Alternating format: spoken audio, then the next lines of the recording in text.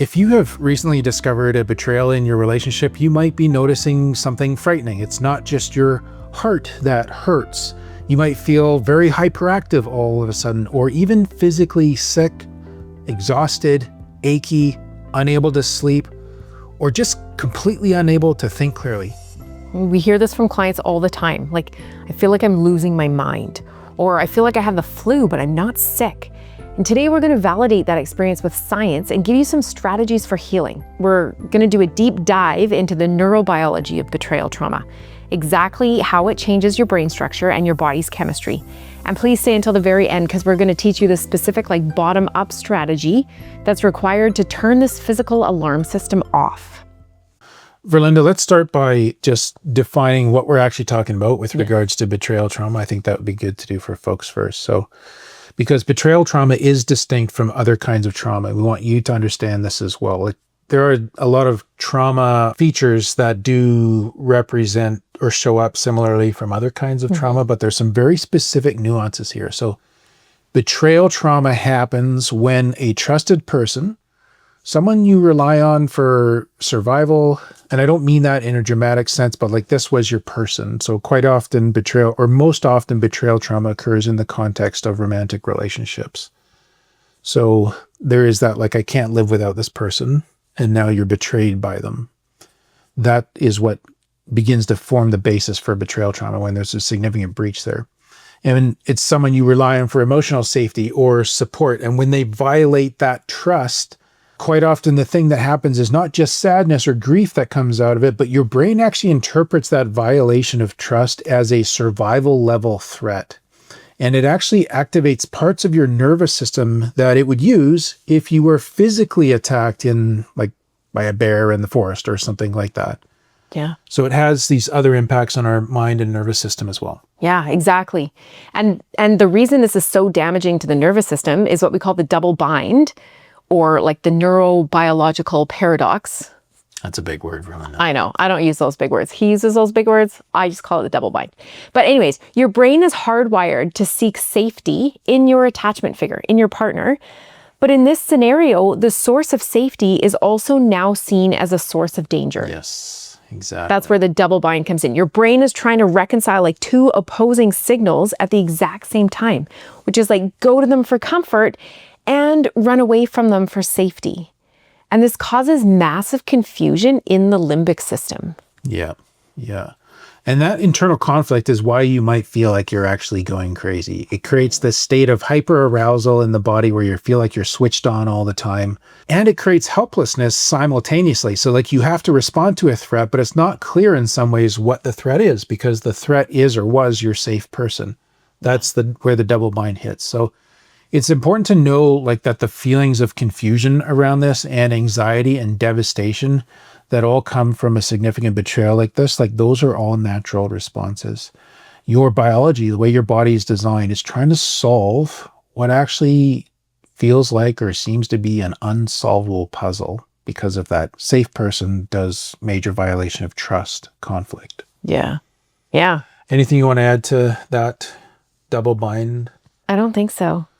But it's confusing. You can see why there's such confusion in the mind as well as in the body. Of course, it would be super disorientating. Yeah. Right. Yeah, for sure.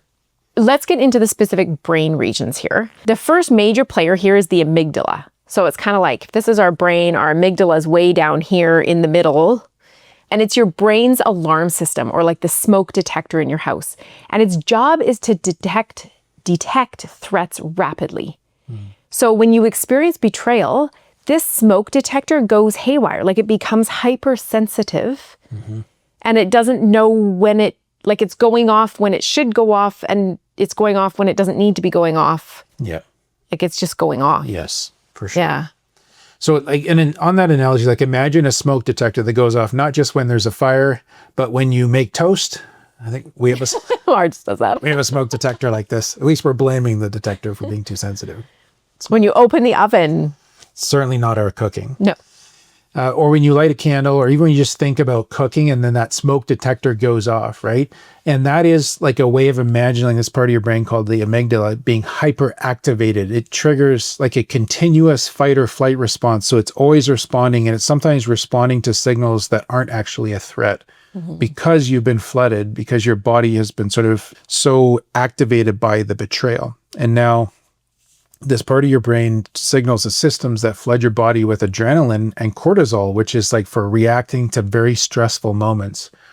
But this is occurring now weeks and sometimes months after the actual betrayal event has happened, and even quite possibly after that person has stopped acting out or betraying you in any way. When they're safe.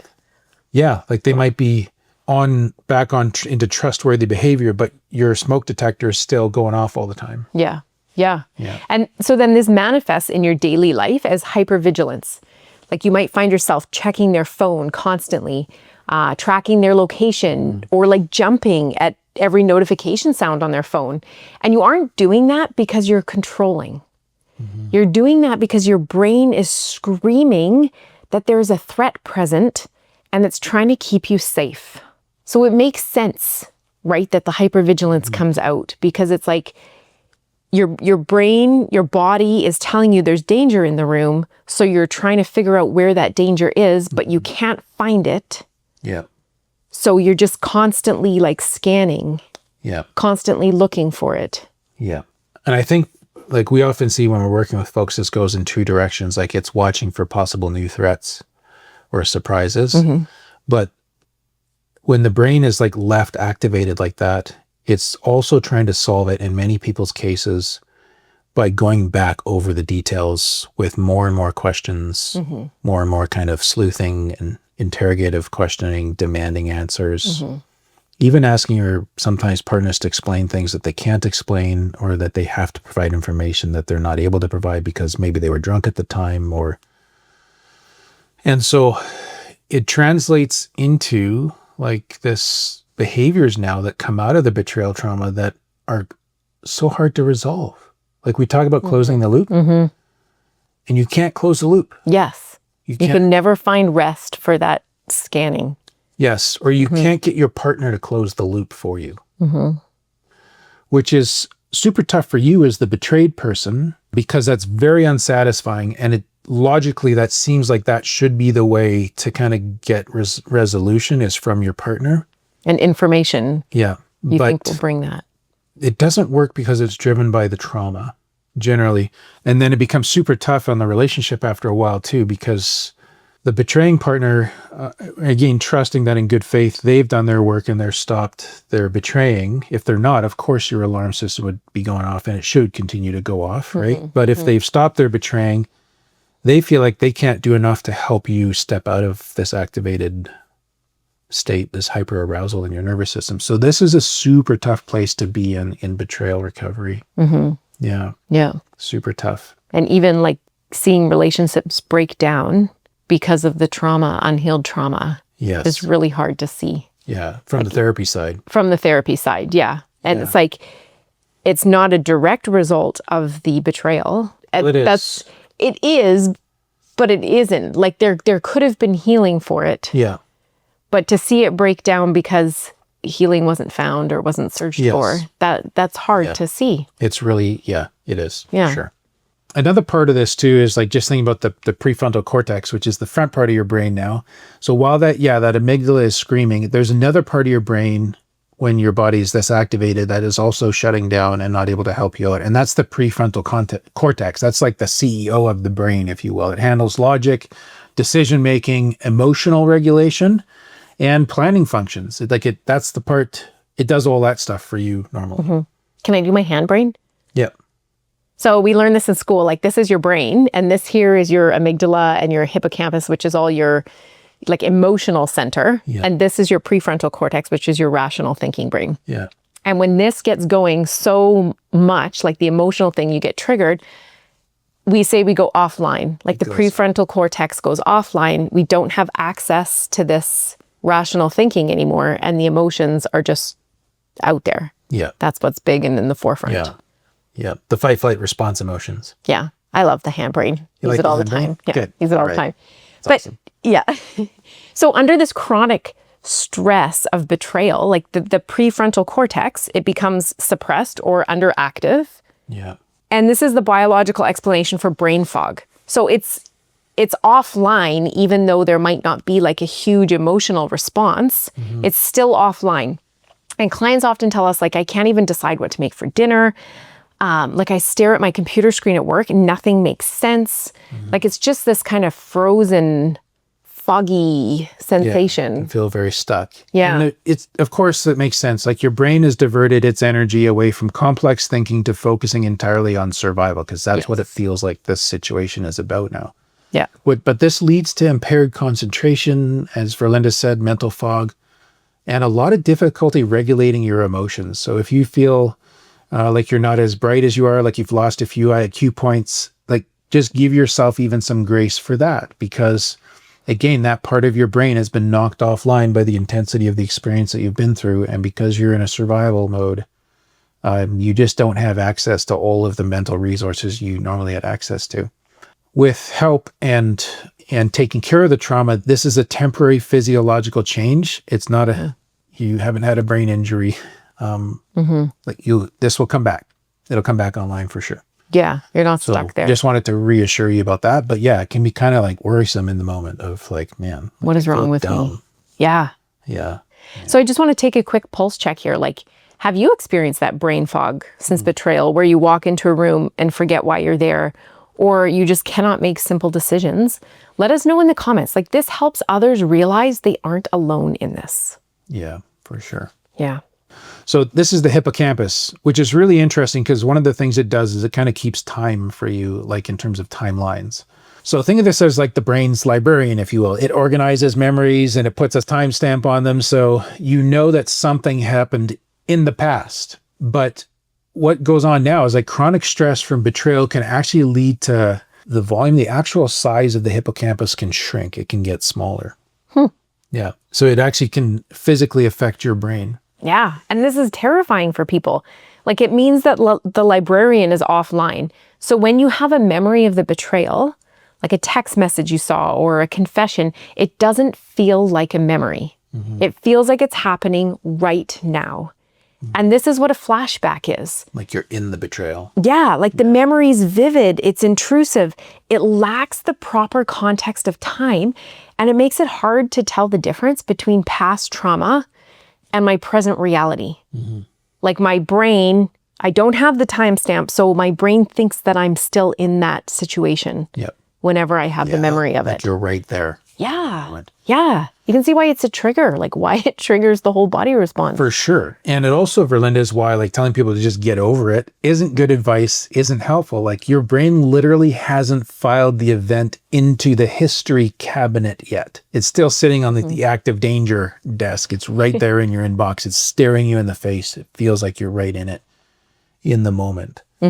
This is one thing that is normal across all sort of kind of trauma things. When there is a flashback, like it feels like you're there, you're in the present. So your body, I could be sitting here safe right now, but have all of the terror of the moment of that car accident 2 years ago showing up in my body right now if I'm getting a flashback or somehow I'm triggered from this. Yeah. Same with betrayal. Yeah. And then all of this brain activity, like we talked about the amygdala and the hippocampus and the prefrontal cortex going offline, all of this brain activity, and this is going to be another big word here, triggers the HPA axis. So it's the hypothalamic pituitary adrenal axis. So in simple words, this is the stress hormone highway. Like it pumps out the cortisol. In the short term, that saves your life. When you come up against a danger, your body kicks in the cortisol, you're stronger than ever. Like you can do things that you don't normally do and it saves your life.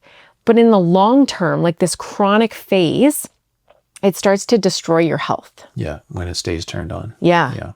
So, and the symptoms of that might look like this. So in the acute phase after betrayal, like 0 to 3 months after betrayal, common to see things like rapid heartbeat, your chest tightness, maybe even nausea, like you just feel sick, appetite loss and that kind of stuff. And we've seen a lot of people lose weight after betrayals, not because of physicality of a sexual betrayal and trying to, get looking better.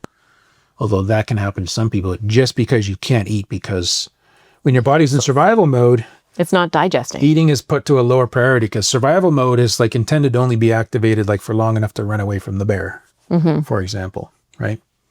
Or get out of the burning house, that kind of stuff. But as this becomes chronic and extends for 3 or more months, we start to see systemic issues begin to develop in people. Things like irritable bowel syndrome, digestive problems, chronic pain syndromes even can begin, fibromyalgia. I'm not saying these set in after the 3rd month, but when there is trauma in the body that is never resolved or healed or processed over time, this can develop into autoimmune disorders and things like that, or show up as chronic digestive problems, that kind of thing. So, and as part of this too, like the immune system gets suppressed. And you've seen this a little bit in clients where they're fairly consistently showing up with a cold or something like that. So you might find yourself kind of catching every bug that goes around. That can be another thing that shows up. That's more of that mid-short term kind of thing. But yeah. And then sleep is another massive casualty, like insomnia, nightmares, or just waking up exhausted because your body can never drop into that deep restorative sleep because it's too busy scanning for danger all night. Yeah. It gets hard. Yeah. So there's some of these cascading impacts that are super tough from betrayal trauma. Yeah. Now, a lot of the stuff we talked about is like on that fight flight kind of end of things, but we also have to talk about the other side of your nervous system dysregulation, which is like the freeze or the shutdown response, or sometimes what we call collapse. Okay. So sometimes like the whole system just gets so overwhelmed, it just pulls the plug and you collapse, or you shut down, you're lying on the couch, or you're in bed a lot of the time. This looks like emotional numbness or dissociation. Like you might be sitting across from your partner, hearing them talk, and you just feel nothing. Or even sometimes you feel like you're floating above your body. If you get a little dissociated. Yeah. And this is a parasympathetic shutdown. Like it's your nervous system shutting down. And it's a biological defense mechanism when the pain is too great to process. Yeah. Like it hurts too badly. So your brain's like, your body's like, I'm just going to shut all of it down so they don't have to feel that anymore. We're going to give you a break from this. Yeah. Yeah. Tough, right? And you might be wondering, like, how do I fix this? There's some of these things that you've heard us talking about that are happening for you. Well, we want to be encouraging here. So the most important thing to understand right out of the gate is this thing called neuroplasticity. So the changes that have happened are not permanent. Your brain can heal. Yes. And this is super key, right? You can't just talk your way out of a nervous system injury, though. You need what we call a bottom-up approach in the therapy world. Yeah. So traditional talk therapy is the top-down approach, right? And it's helpful for insight. But for betrayal trauma, we often recommend therapies that target the body and the brain directly, rather than in through the thoughts. It's more the biological part. And so EMDR, eye movement desensitization and reprocessing, is one example here. It helps the hippocampus, right, file those stuck memories, so then they become history rather than active threats. Caleb and I also use an approach called Brainspotting, which is kind of a cousin of EMDR. What other therapists on our team use? Somatic experiencing is another common one. And we start looking at a lot of trauma therapies. They start to use some of the same elements, but this one here focuses like on the body memory of trauma, helps you release that stored tension, like which might show up as like the shaking or the clenching in your body, a pain in a certain region. And it helps you to do that without verbally having to retell the traumatic story over and over again too, which is beautiful. Yeah. So you're not re-traumatizing yourself. Yeah. So at the start, we promise some tools that can help you regulate your body. Like we know you can't be in therapy 24/7. So you need tools for the moments in between. And let's call these tools like micro regulations, right? They're just small acts that we can do manually to signal state safety to our amygdala in here when it's starting to go offline. Yep. So one good example of this is deep diaphragmatic breathing. So your diaphragm is smooth muscle between your lungs and your guts, basically. When you slow your breath down with that muscle, you force your heart rate to actually slow as well, which sends a biofeedback signal to the brain saying, hey, we must be safe now because we're breathing slowly. So to tell if you're using diaphragmatic breathing, one of the best ways is to put a hand on your tummy. Some people also put a hand on their chest just for comparison. And when you breathe in, like when you breathe in sort of in panic, your breath will go up and this hand will come out. So if I breathe in panic, it's like, and you can see like the top half is moving. That's not diaphragmatic. Diaphragmatic breathing is when my belly moves out when I breathe in. So just the slowness of that. If you want to try that, just try it again with me here.